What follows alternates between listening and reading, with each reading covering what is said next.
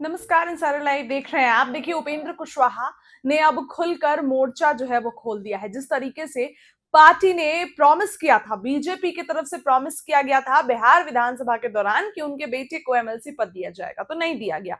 ये लेटर आपकी स्क्रीन पर चल रहा होगा। ये उपेंद्र कुशवाहा के नेता के द्वारा वायरल किया जा रहा है और इस लेटर में ये कहा जा रहा है कि प्रॉमिस किया गया था कि बीजेपी देगी, लेकिन नहीं दिया। तो वादे से मुकरने वाली पार्टी बीजेपी है, ऐसा आरएलएम की तरफ से कहा जा रहा है, उनके नेता की तरफ से कहा जा रहा है। अब बीजेपी का भी बयान आ गया है। ये जो इल्जाम बीजेपी पर लगाए जा रहे हैं, इस पर बीजेपी क्या बोली है? बीजेपी के बड़े नेता और बिहार सरकार में मंत्री दिलीप जायसवाल का बयान आ गया है। दिलीप जायसवाल ने जो है वो इस पर जो बड़ी बात कह दी, क्योंकि उपेंद्र कुशवाहा ने उनपे इल्जाम लगाए थे, उनकी पार्टी ने उनपे इल्जाम लगाए थे कि दिलीप जायसवाल जी से बात हुई थी, तत्कालीन प्रदेश अध्यक्ष थे उस समय। अब ऐसे में क्या कुछ हुआ है, देखिए। बिहार एनडीए के भीतर एमएलसी चुनाव को लेकर सियासी घमासान तेज हो गया है। राष्ट्रीय लोक मोर्चा यानी आरएलएम प्रमुख उपेंद्र कुशवाहा के बेटे और बिहार सरकार में मंत्री दीपक प्रकाश को इस बार विधान परिषद का टिकट नहीं मिला, जिससे उनका मंत्री पद खतरे में पड़ गया है। इस फैसले से नाराज आरएलएम नेताओं ने एक लेटर सोशल मीडिया पर शेयर किया, जो भाजपा के तत्कालीन प्रदेश अध्यक्ष दिलीप जायसवाल का एक कथित गुप्त पत्र है। चिट्ठी में भाजपा की आरएलएम को एक एमएलसी सीट देने का लिखित आश्वासन दिया गया है। देखिए तस्वीरें। इस खुलासे के बाद बिहार की राजनीति का तापमान पूरे तरीके से बढ़ गया है। हालांकि दिलीप जायसवाल की ओर से पूरे मामले पर सफाई भी आ गई है। दिलीप जायसवाल का नाम लेकर उपेंद्र कुशवाहा के नेताओं ने कहा कि उन्होंने प्रॉमिस किया था, तो अब इस पर दिलीप जायसवाल का बयान आ गया है।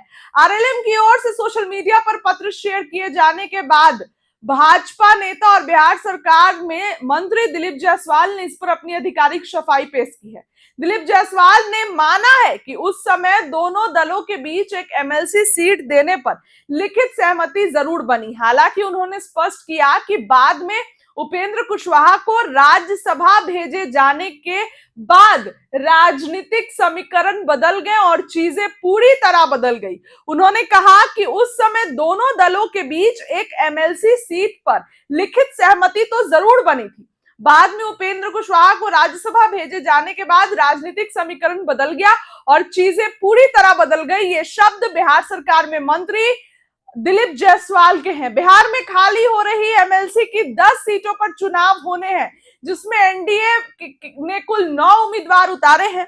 इस सूची में बीजेपी जदयू 4-4, चिराग पासवान 1, जबकि महागठबंधन की ओर से आरजेडी का 1 उम्मीदवार है। इस सूची में दीपक प्रकाश का नाम ना होने से उनका सियासी भविष्य अधर में लटक गया है, क्योंकि मंत्री बने रहने के लिए उन्हें किसी एक सदन का सदस्य बनना ही होगा और ये विधान परिषद आखिरी रास्ता था। तो अब तो विधान परिषद नहीं भेजे जा रहे हैं, तो क्या होगा दीपक प्रकाश का?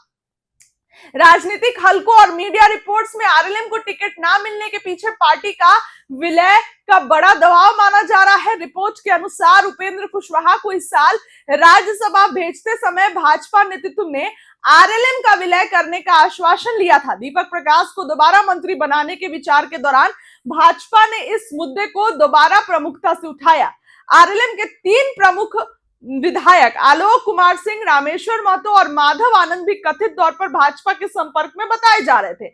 अब इन सब के बावजूद उपेंद्र कुशवाहा ने साफ कर दिया कि किसी भी पद के लिए अपनी पार्टी का वजूद भाजपा में विलय नहीं करेंगे।